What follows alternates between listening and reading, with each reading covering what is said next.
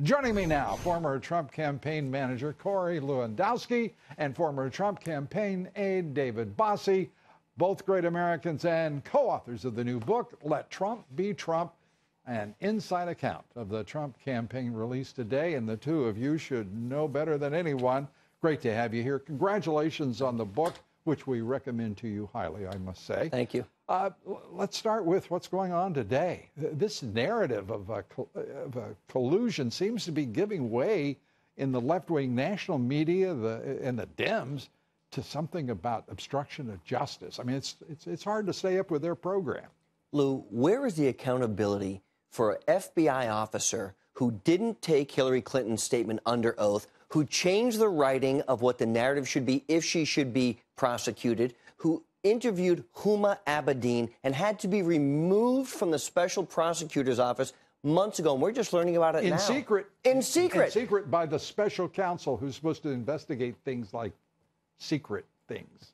I mean, this is ridiculous. Mueller is running a Keystone special counsel investigation, don't you think? I mean, it's really a sad, terrible joke on the American people. We're paying right now $7 million, 5 months in. We got a lot of time. It's $7 million, but you made an important point. That doesn't include all the congressional committees as well. That's about $7 additional million. We're going to be close to $15 million spent of taxpayer money. A year and a half this investigation's been going on. Not one scintilla of evidence, not one iota of evidence that there's any collusion, cooperation, anything to do between the Trump campaign and the Russians. And that's what this was about. And there's a spirited debate, as you both know. I love the fact that the attorneys can't even decide whether or not collusion would actually be a problem, even if there were collusion, again, which there is not. As we watch, my favorite person in all of this has been Senator Richard Burr of North Carolina. He chairs the Senate Intelligence Committee, and he said they called the press together, he and the ranking Democrat, which is not a very high rank, Mark Warner, and they telling the press, come over, they got a big announcement. Which ended up being that they're going to expand the investigation after having found nothing. Said he would like to share with you preliminary findings of their 6-month-long investigation, but they didn't find anything, so they couldn't.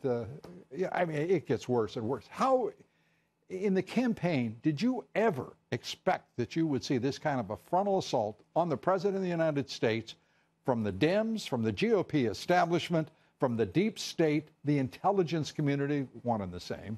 Lou, it's amazing to me that when the president launched the campaign, they said it wasn't a real campaign, he'll never be successful. Yeah. What's also amazing to me is Dianne Feinstein, the ranking Democrat in the Senate Judiciary Committee, has said there is no evidence whatsoever that she has seen that there's been any cooperation. But the Democrats poo-poo her. Don't worry, Dianne. Don't worry about that. We're going to keep going forward. Look, the ranking member of the Senate Judiciary Committee has found no evidence, and she's on the Intelligence Committee, of any collusion, cooperation, or coordination because it doesn't exist. I was there, Lou. It doesn't exist.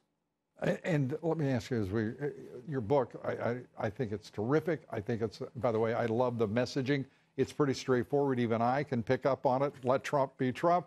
The fact is there are a lot of people trying to keep Trump from being Trump. They've kind of walled him off a little bit there, but they're also having some pretty good success. Look, the president got elected by being true to himself and who he is. Right. He led a movement last year to defeat the corrupt Hillary Clinton campaign. They had 900 people over there in Brooklyn. We had a very small, dedicated band group. Of renegades. I love it. Well, we were, and but the president understood and had his finger on the pulse of the American people. He understood what he needed to do, and that's what he's been doing ever since. In the deep state, those folks that are the career politicians in Washington on both sides of the aisle don't like him because he's a change agent. He's come to Washington. He's having great success. We're jammed for time, but I've got to ask you this because of what's happening. DACA. The president has obviously changed his mind. Ryan and McConnell are pushing through. They want it. Flake sitting by the president's side, you know, whispering. Before or after he wrote the check? Well, I love the fact that he put country above party. You know, you could tell right away he was the man who was used to making that choice. And usually, I think, not in the favor of this country. But this is an issue of the country. The wall isn't built. DACA is still alive. And both things are foundation promises by this president. Lou, this is a president who said he's going to get the wall done, and where we are now, he's finally moved forward, getting some of that work finally started. Hold that thought, because we're going to extend our conversation with Mr. Bossie and Mr. Lewandowski